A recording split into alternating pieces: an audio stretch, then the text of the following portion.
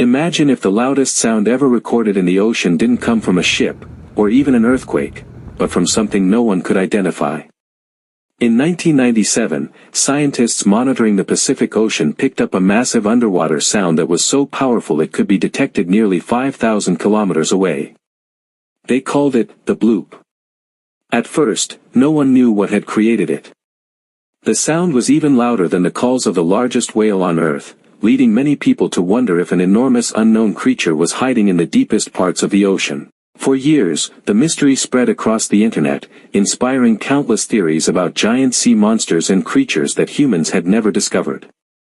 But after years of research, scientists found a much more likely explanation. The strange sound was most likely caused by a massive iceberg cracking and breaking apart in Antarctica, creating an incredibly powerful underwater noise.